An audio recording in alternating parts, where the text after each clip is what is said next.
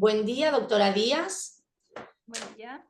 Buen día. Vamos a continuar con la etapa técnica del concurso 246, en este caso con su examen oral. Presentamos y agradecemos nuevamente a los doctores integrantes del jurado, el doctor Julio Comadira y el doctor José Pusterla. Como usted sabe, doctora, va a tener 15 minutos para exponer el tema que ha elegido. Llegando a esos 15 minutos se le va a avisar, así puede redondear su exposición. Y posterior a ello, los doctores le van a hacer las consultas que consideren pertinentes. En el piso está presente las consejeras Paz y Cuenca y los consejeros Sepúlveda y Lesinski. Bueno, doctora, le deseo mucha suerte y la dejo con los doctores. Muchas gracias. Bueno, ¿cómo están? Yo preparé el tema del control judicial sobre la competencia temporal del Tribunal de Cuentas en la provincia de Neuquén. Este tema lo elegí para evaluar las pautas interpretativas que se utilizan desde la puesta en marcha del fuero en la competencia temporal del Tribunal de Cuentas, que es el órgano de control externo de la hacienda pública de nuestra provincia y que tiene facultades exclusivas y excluyentes para determinar la responsabilidad administrativa patrimonial y para aprobar las rendiciones de cuentas. A partir del 2010 se modificó la ley 2141, que es nuestra ley de administración financiera y control, pero previo a eso no había una regulación expresa. De hecho, es el Tribunal Superior de Justicia, que ejercía jurisdicción originaria, aplicaba analógicamente para los supuestos de responsabilidad administrativa el plazo de prescripción del Código Civil, el artículo 4023. Y esto lo hacía fundado en que decía que se basaba en una relación de empleo público, es decir, que era una cuestión contractual, y del mismo modo que no estaba previsto un plazo específico de prescripción, tampoco estaban previstos cuestiones suspensivas o interruptivas.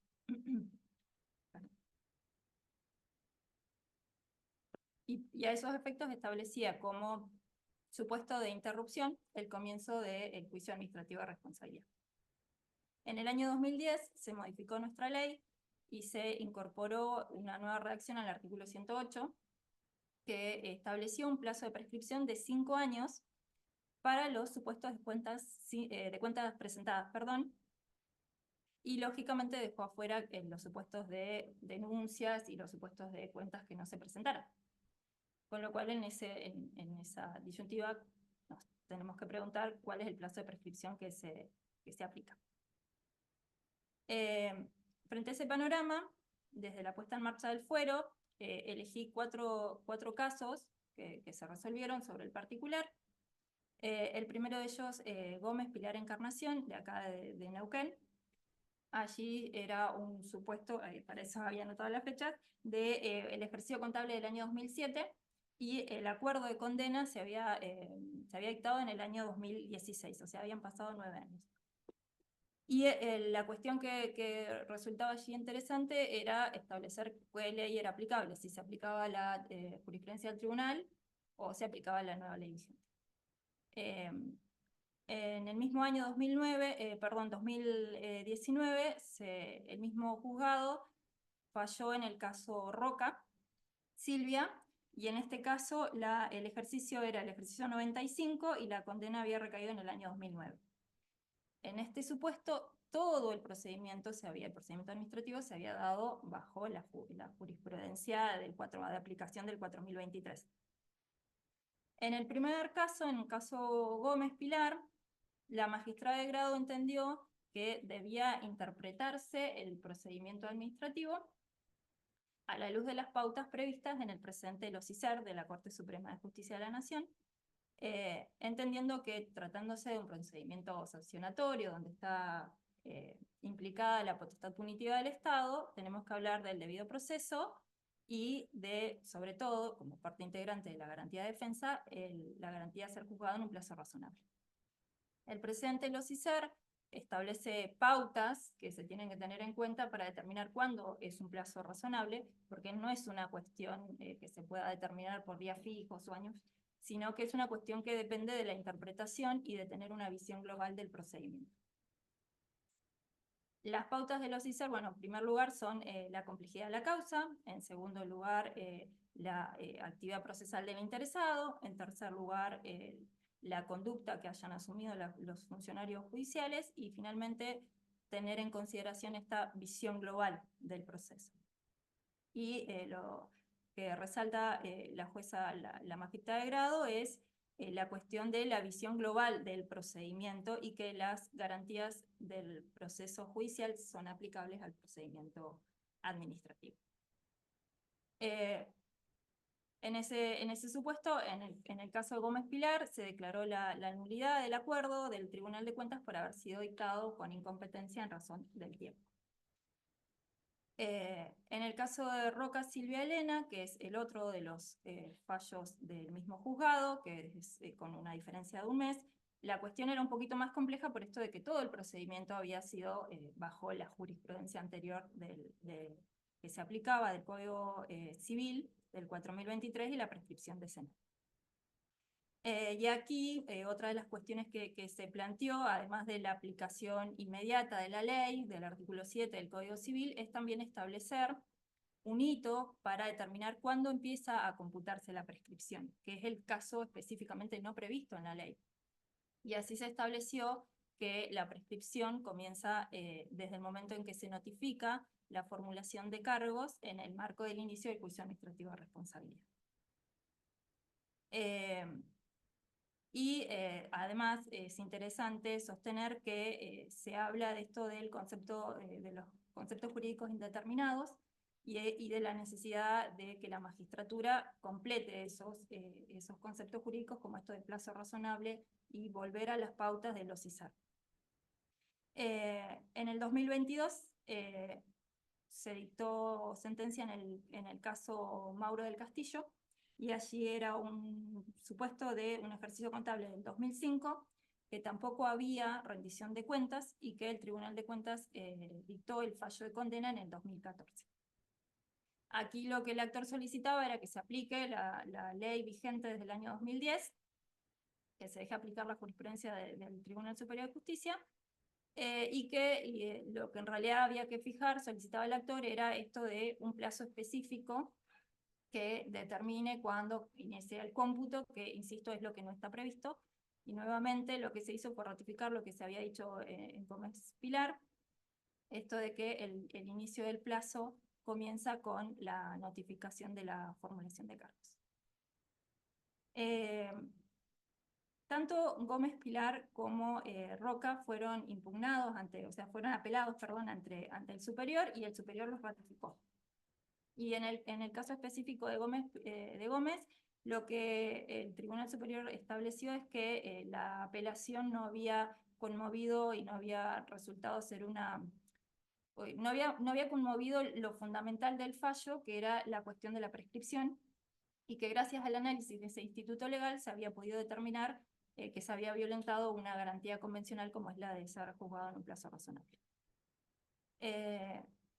En el 2023, el juzgado de Zapala, del Interior, dictó sentencia en auto San Martín Adolfo, y allí, no obstante no tratarse de una rendición de cuentas no presentada, se trataba de una rendición de cuentas que se había tenido por presentada extemporáneamente.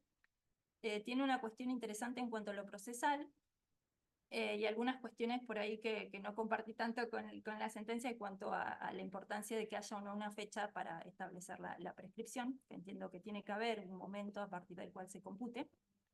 En ese caso, la cuestión procedimental que me llamó la atención es que se realizó un trámite directo porque las partes en audiencia preliminar acordaron tratar como previa la prescripción que había planteado el actor. La Fiscalía, en representación de la provincia de Neuquén, solicita que, de hacerse lugar a la prescripción, se aplicaran las costas por el orden causable.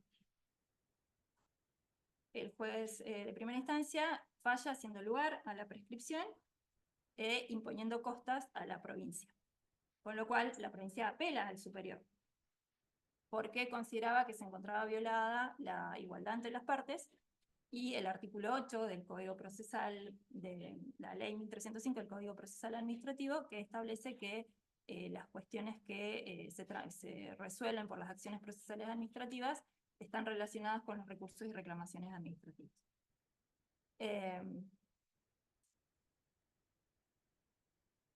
El superior, entonces, trata primero el tema de la prescripción, que se había hecho lugar en primera instancia, y considera que efectivamente se había agotado la competencia del Tribunal de Cuentas, que el fallo de condena del Tribunal de Cuentas de Responsabilidad Administrativa se había dictado con incompetencia en razón del tiempo, y que no había violación del principio de igualdad ni del artículo 8, porque lo que había hecho el actor era introducir no una nueva pretensión, sino un nuevo argumento, una nueva defensa, pero no era una pretensión distinta, que seguía siendo la pretensión anulatoria del acuerdo del Tribunal de Cuentas.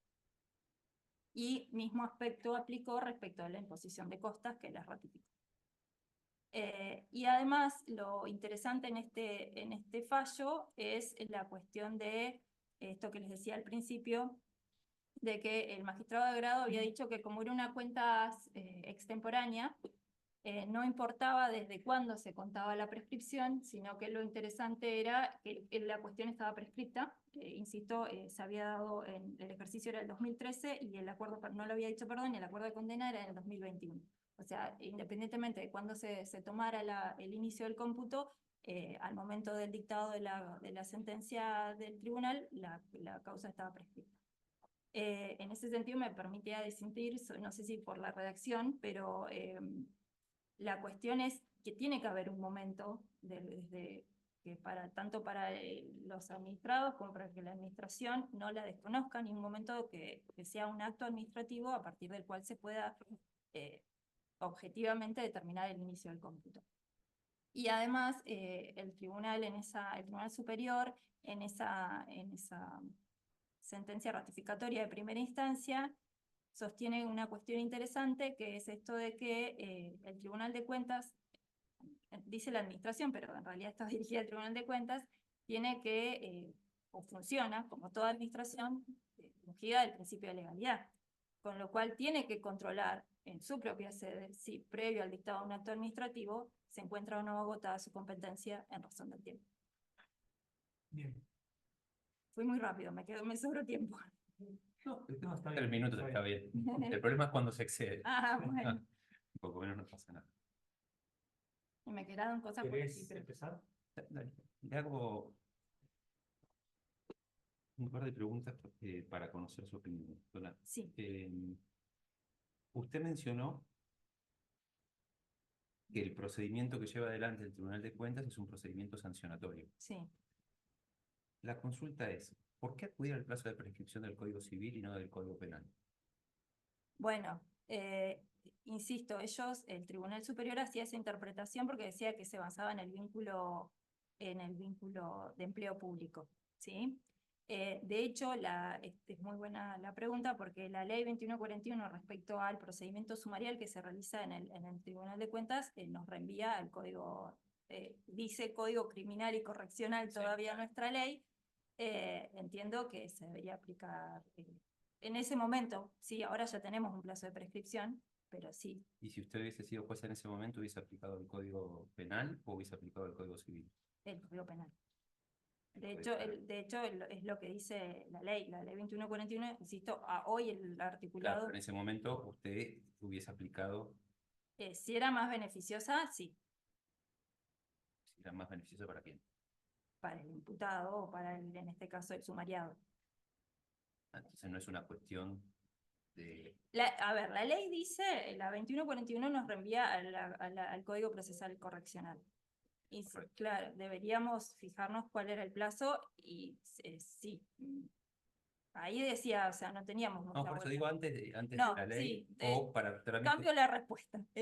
La del código, sí, la que decía la ley, sí. Sí, porque no tenía El Código Penal. la del Código Penal. Aunque el plazo fuera más largo que la del Código Civil.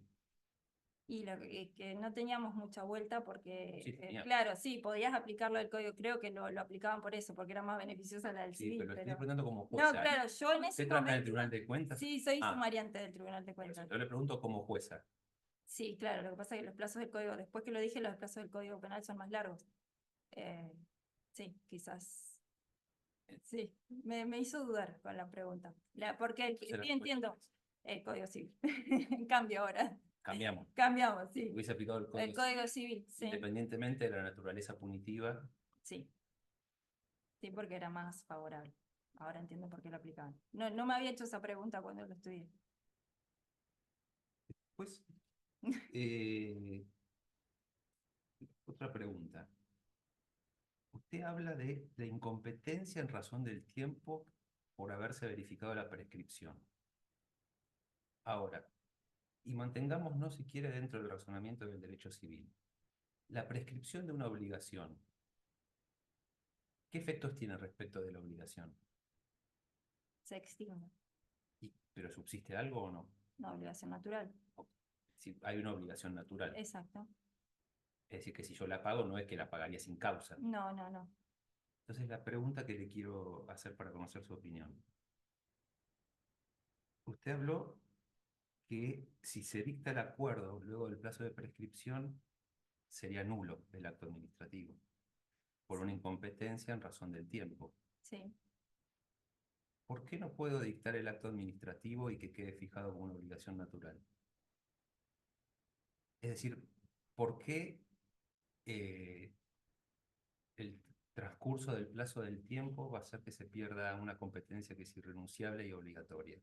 Sí. Y encima lo estoy haciendo por aplicación de una norma de derecho común frente a una norma de derecho administrativo. Sí, sí, ¿Por no. qué ha de hacer lugar a la nulidad? Mm, Y no puedo dejar subsistente. la obligación natural. ¿O qué ocurriría si luego hay un régimen de incompatibilidades y dice que aquellos quienes hubiesen sido condenados Ah, eh, no pueden reingresar? Pero yo no puedo continuar porque prescribió. No sería necesario. Haciendo una analogía con lo que usted trata, me pareció muy interesante, del régimen disciplinario. sí. A pesar de que se hubiese extinguido el vínculo laboral por renuncia o jubilación, yo continúo adelante con el procedimiento sumarial para, al concluir el sumario administrativo, dejar constancia en el acto administrativo de la sanción que hubiese correspondido si la gente hubiese permanecido en el cargo. Ujú. Para evitar que si me hacen un sumario, renuncio, zafo de la exoneración, Sí, perdón la sí. expresión, No, y no, después sí, vuelvo a sí. entrar. Bueno, ¿por qué no puedo aplicar analógicamente ese criterio al procedimiento que usted explicó de manera tan clara del Tribunal de Cuentas y aceptar la validez del acuerdo, pero diciendo no la puedo exigir judicialmente, el cargo? Bien, pero usted me lo plantea desde la paz, desde la paz, de la paz judicial o desde la paz del Tribunal de Cuentas, porque el Tribunal de Cuentas desde el día de hoy que sigue adelante, por más que Claro, haya una pero si usted fuera incompetencia. jueza, ¿declararía la nulidad? ¿O diría simplemente que no se puede, que es inexigible el monto que figura en el acuerdo? Y en base a los términos de nuestra ley de procedimiento administrativo, tengo que declarar la nulidad, porque es un vicio del acto administrativo, la incompetencia en razón del tiempo. Claro, pero esa es la pregunta. ¿Es una incompetencia en razón del tiempo o es una imposibilidad de ejecutar la exigibilidad judicial? Y lo que pasa es que entonces tenemos que interpretar los caracteres del acto administrativo. A ver, Y porque el acto administrativo se caracteriza por la legalidad, si una resolución judicial me dice que es nulo, es no, ilegítimo. está bien. Pero mi pregunta es que yo quiero ver si podemos llegar a plantear que no es un vicio de incompetencia en razón del tiempo, sino que simplemente no se va a poder ejecutar de manera judicial, pero subsiste la obligación natural del funcionario de pagar el cargo que le fue determinado. Es decir, si usted fuera jueza, ¿declararía la nulidad o resolvería no se puede ejecutar el cargo? Porque prescribió. Hmm. No, yo declararía la nulidad, porque es lo que dice la ley. Nuestra ley, la 2141, establece cuáles son los vicios del acto administrativo. Y uno de los vicios expresamente es que se dicte con incompetencia en razón del tiempo. Claro, pero lo que yo estoy Sí, diciendo sí, es que usted apunta a que no se lo pueda... la prescripción no es un supuesto de incompetencia en razón del tiempo. Claro. Si son Es dos una cosas cuestión de distintas. derecho común referido a la exigibilidad de la obligación. Estoy preguntando, a ver si en algún momento, como estudió en profundidad este tema, se lo planteó y llegó a... Sí, de hecho me planteé más que nada sí la cuestión terminológica de por qué, pero no llegué a plantearme lo que usted me está planteando ahora, pero sí, lo que pasa es que no sé si como sentencia serviría que deje subsistente el acto jurídico. De la obligación natural. Claro. Y que el día de mañana podría haber una incompatibilidad que diga no pueden ingresar quienes tengan deudas o que Sí, con esa finalidad, sí, entiendo que sería mejor a los intereses generales y a los intereses públicos que alguien que no cumplió, porque acá no es que se demostró que una persona no, Claro. sino que, bueno, fue por una cuestión de que no se realizó el procedimiento en tiempo y en forma. Pero sí, creo que sería hasta más saludable dictar una sentencia que considere la acción, la acción prescripta y no la nulidad por incompetencia. No me lo había planteado en absoluto y me parece muy interesante. Entonces no habría nulidad. No habría nulidad, exacto. Sí, porque de hecho sería más, creo que ahí empezarían todos a pagar. Depende si después se pone como Sería como requisito una para cuestión reingresar a la conclusiva, administración. sí, es muy interesante, sí. Sí, Era una duda que me... sí, Sí, es yo creo interesante. yo creo no, que no, no, las dudas se generan también por cuestiones terminológicas, porque si uno claro, entiende que la prescripción es la modulación de la acción solamente judicial, esa era yo la- tengo el derecho pero no la acción, la obligación sigue pero es natural, y si esta prescripción de la potestad sancionatoria o de la potestad administrativa de perseguir necesidad administrativa debe llevar ese nombre de prescripción o podría llevar otro nombre y tener claro, otro régimen. Digamos, A ver. por ahí, Si fuera caducidad es distinto. si fuera claro. caducidad, distinto. Por eso Sí, quería ver exactamente. su razonamiento, doctora, por eso, cómo sí, lo planteaba.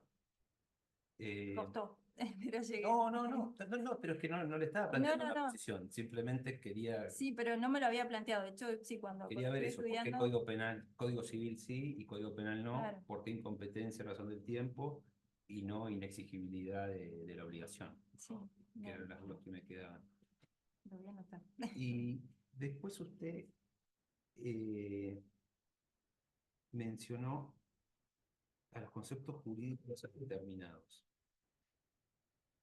¿Cuál es el alcance del control? Si usted accede al cargo de jueza, ¿cuál sería el alcance el alcance que tendría el control judicial que usted efectuaría sobre una norma que contiene un concepto jurídico indeterminado, si es que comparte la teoría de los conceptos jurídicos indeterminados? Eh, Y como la entiende, ¿no? Porque se entiende sí, de manera distinta según a quien lea. hay un instrumento, que no me va a salir el nombre ahora claramente, internacional, que establece que la administración tiene que, para garantizar la tutela judicial y la tutela administrativa efectiva, disminuir la discrecionalidad. Y desde ese marco, el tema de los conceptos jurídicos ¿Se refiere a la declaración del CLAD o es una del año 2005, creo que es esa. la declaración del CLAD Sí, sobre la buena administración? exactamente. Sí, no me iba a salir el nombre. Lo interesante allí es esto de cómo garantizamos la tutela administrativa efectiva o judicial. Primero, disminuyamos la discrecionalidad. Y entonces en Usted le tiene miedo a la discrecionalidad administrativa. sí. Por eso me fui para el lado, por eso con el tema de los conceptos jurídicos indeterminados. Perdón que le interrumpí. Sí, Los que inventaron la teoría de los conceptos jurídicos indeterminados de manera explícita sostienen que lo hacen a partir de una desconfianza en la discrecionalidad administrativa. claro. Por eso quería hacer tu Y en relación entonces a eso tenemos que establecer que el primer control que se debe hacer es de la razonabilidad y de los elementos reglados del acto administrativo. O sea, no es que un concepto jurídico indeterminado es una carta en blanco para... ¿Y qué cambia con la discrecionalidad entonces? ¿Cómo que cambia? Porque tradicionalmente el control judicial de la discrecionalidad se centra en los elementos reglados del acto y en una vinculación negativa con los principios generales, que es lo que usted me acaba de decir. Sí. Entonces, ¿qué cambia con la teoría de los conceptos jurídicos indeterminados? Pero no, en realidad deberíamos, los conceptos jurídicos indeterminados deberíamos controlarlos de la misma manera que controlamos la discrecionalidad. Entonces, ¿para qué inventamos la teoría? Yo no la inventé y no la comparto, pero me refiero...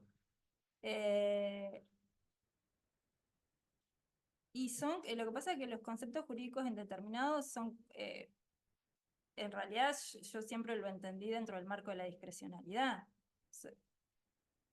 Pero No sé, quizás algún autor que lo hace, pero justamente la idea es eliminar la discrecionalidad. claro, pero lo que pasa es que al indeterminar conceptos, por ejemplo esto del plazo razonable, Sí. ¿cuánto es plazo razonable? Tenemos que fijar, o sea, porque ahí también está la discrecionalidad de establecer qué me... Entonces, no es concepto jurídico. Bien. Vamos a un ejemplo que... Perdón, hablé. No, está bien. Perdón. No, pero vamos a un ejemplo que vimos con otro concursante. En el marco de una licitación pública, Ujú. tiene derecho a ser adjudicada la oferta más conveniente. Te aviso que no pensamos igual en este momento. Pensamos Así que distinto. cualquier respuesta es correcta. Está bien. Tiene derecho a ser adjudicada la oferta más conveniente. Concepto indeterminado. Más allá de si adherimos o no a la teoría, pero digo, es un concepto vago. Sí, más Vago. conveniente respecto Vago. de qué. Te dejo pasar. Creo que la pregunta del doctor es cómo te posicionás frente al Sí. control judicial de alguien que viene a decir, mire, esa no era la oferta más conveniente. O si la selección de esa oferta era una potestad discrecional o reglada. Claro, y bueno, pero hay que ver en los pliegos, no sé. El No, pliego dice oferta más No, conveniente. el pliego dice oferta más conveniente y capaz que establece algún parámetro. Capaz que dice se tendrá en cuenta Sí. la espalda financiera del oferente, el precio, la experiencia, todos conceptos también vagos. Sí, vago. Sí. Digo, cuando vos ponete siendo jueza Sí, y sí. decís, viene el oferente que salió segundo, dice, la oferta más conveniente era yo. Estás frente a una posición, a una potestad arreglada o discrecional de la administración y cuál sería el énfasis con el que la controlaría, digamos, la intensidad. Y es discrecional, no es reglada, porque ¿qué es más conveniente? Debería decirme si más conveniente es que es más barato, que es más rápido, que es tiene mejores máquinas, no sé, algo. Tiene que estar de alguna manera reglado para que no sea discrecional. Bien, bueno, como no estamos de acuerdo, digamos, nosotros diferimos porque tenemos una postura distinta, pero yo te voy a seguir preguntando, no porque queramos que tomes una posición sobre el punto, sino para saber si cómo encarás el caso. La potestad discrecional, digamos, cuando la norma otorga al administrador una potestad de carácter discrecional, ¿qué le dice? Le dice que puede optar entre varias opciones, todas igualmente válidas, ¿no? Siempre que las opciones estén dentro del ordenamiento jurídico. Sí. Entonces, podría optar entre varias de todas esas ofertas, podría tener más de una opción válida de oferta más conveniente. Sí. Bien. Sí. Entonces, en ese caso, supongamos que usted interpretara que no era la oferta más conveniente, podría, o que es irrazonable la decisión, ¿qué podría hacer frente al acto de adjudicación como jueza? Depende de que si se plantea una suspensión, por ejemplo. No, al momento de la sentencia definitiva. Respecto del acto de adjudicación, Claro, un acto de adjudicación que usted dice se excedió la discrecionalidad. lo dejo sin efecto. Anula. Lo anulo, sí. ¿E indicaría cuál es la oferta más conveniente? Y no porque excede lo que me pregunta, lo que me vinieron a plantear. ¿Y si lo hubiesen planteado? Si me lo hubiesen planteado, sí, Te pero... diría que la oferta más conveniente es esta. pero si se presentó como tercero, el que salió como más conveniente, si No, se está... presentó como actor. Incluso como actor se puede presentar. Pero no, A no me habían... cuestionar la licitación pública. Es más, como tercero cita a la oferta más conveniente. Claro, por eso, porque o sea, yo entendí que el actor era el del segundo. Sí. Sí. Y por eso. Y el actor dice, no se lo des al A que se lo él, diste, dámelo a mí. claro. Estaría bueno que esté integrada la litis por los dos y a ver si en realidad qué entendemos con esas dos posturas que es más conveniente para la administración. ¿Qué me demuestran? ¿Pero usted definiría cuál es la más conveniente? En ese caso, sí. Pero entonces adhiere a la teoría del concepto jurídico indeterminado. Sí, Porque si fuera discrecional, simplemente claro. usted anularía. Está bien, No podría decir cuál es la oferta más conveniente, está bien. porque es discrecional. Bien. Esa es la diferencia. Preguntamos. Yo quería irme a otro tema. Sí, dale, sí. Que no preguntamos nada todavía de empleo público. Te quería consultar si conoces la jurisprudencia que se ha generado en la Corte Suprema y después ha sido receptada por la jurisprudencia local relacionada con los agentes que carecen de estabilidad, pero que la administración los desvincula luego de haberles generado una expectativa de permanencia, y no sigo porque si no te doy toda la respuesta. Bien. O sea, te doy el caso. El agente Juan es contratado por la Municipalidad de Neuquén por un contrato a plazo fijo, por sí, 6 después meses. se hace- A los 6 meses ese contrato se renueva y se vuelve a renovar y se vuelve a renovar durante 2, 3, 4, 5 años. Un día la municipalidad le dice, venció el contrato, Juan, nos vemos, hasta luego. ¿Cuál es el tratamiento que ha dado la jurisprudencia a la pretensión de Juan? ¿Y cuál es la pretensión de Juan? La pretensión de Juan puede haber sido ser reincorporado a la administración o ¿qué otra puede haber sido? Porque Madorrán, desde ahí, Tamborindegui acá, Tamborindegui. Tamborindegui. La pretensión de reincorporación, o sea, lo que en Tamborindegui hay un fallo en disidencia de Masey, Sí, en que Tamborindegui en habla de realidad la fraude. disidencia difieren en cuanto a la norma aplicable por analogía, me parece. Digamos, pero... Sí, en un tema de empleo público leí un fallo de Masey en no, es disidencia. verdad. La disidencia más ahí sobre el fondo, sí. Claro, que era interesante porque iba como un poquito más allá de la pretensión de reinserción laboral, que establecía esto de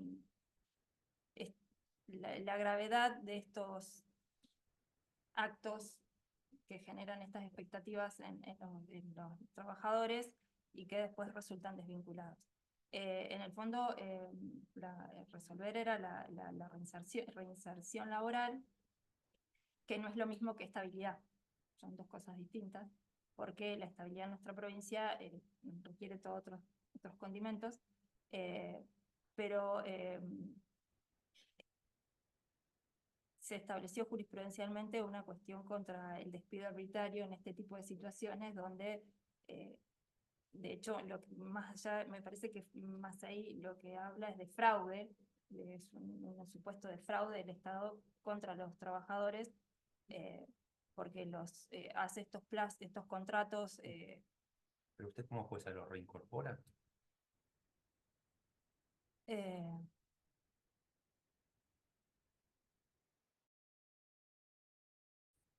¿Eso no es reconocer la estabilidad? Lo que pasa es que para la estabilidad, yo solo me meto en estas cosas. No, la metió el doctor. No, pero yo incorporé el concepto de estabilidad. Para la estabilidad acá en la provincia se requiere un acto de designación, que en este caso lo supliría yo con la sentencia judicial. A partir de ahí porque necesitas el acto de designación y que se cumpla un determinado plazo, que son 3 o 5 años, 3 años continuos o 5 años discontinuos. El tema es que en estas cuestiones, insisto con la disidencia de Massey, porque él habla de la flexibilización laboral y que no podemos permitir que el Estado entre en estas conductas fraudulentas hacia los trabajadores. Si a mí me tocara, un caso, por ejemplo, el de Tamborindegui, que era muchos años de generarle en el trabajador una expectativa de cumplir con las mismas condiciones que gente que está en planta, en igualdad de condiciones, con la diferencia de que inclusive por ahí cobran menos, que no tienen, o sea, pero que cumplen las mismas obligaciones, lo reincorporaría. Bueno, pero está bien, es una postura. Esa es la disidencia más y la mayoría que resolvió. El Tamborindegui no lo reincorporó, me quedé con la disidencia. Me parece que no lo reincorporó y le pagaron una indemnización. Sí. ¿Cuál es el fundamento de eso? Te estaba pensando si me había acordado. El fundamento en Tamborindegui fue que no tenía estabilidad. Entonces, Y entonces o sea, no se lo podía despedir del modo que se lo despidió, sino que había que pagarle una indemnización.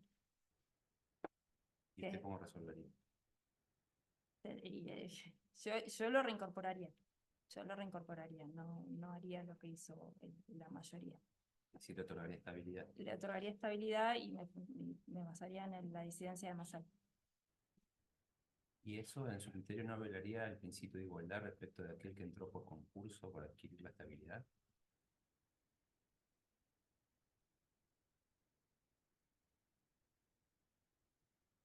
Segundo, ¿eso no implicaría, además, una intromisión en la estructura administrativa y presupuestaria al Sí. incluir personal permanente no contemplado en la estructura ni en el presupuesto? Sí, se puede plantear desde ese lugar. ¿Cómo, Sí, no, cómo dejan probablemente me lo plantearía porque y cómo lo resolvería?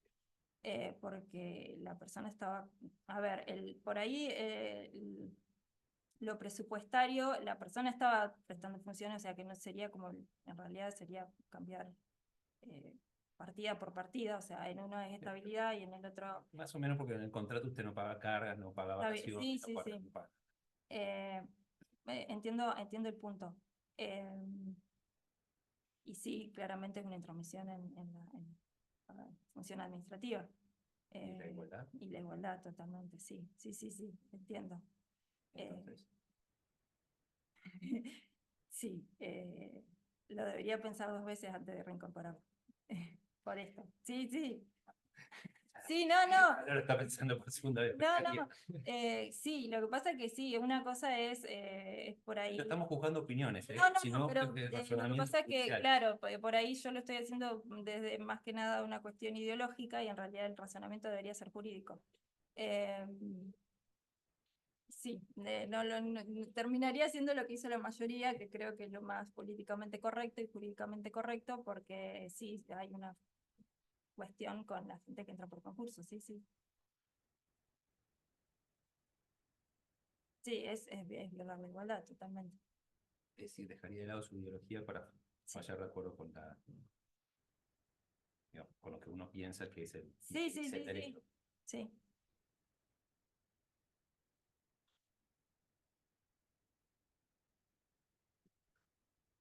Ah, está bien. Sí. Bueno, muchas gracias. Bueno, Muchas gracias. voy a tomar mucha agüita y me voy.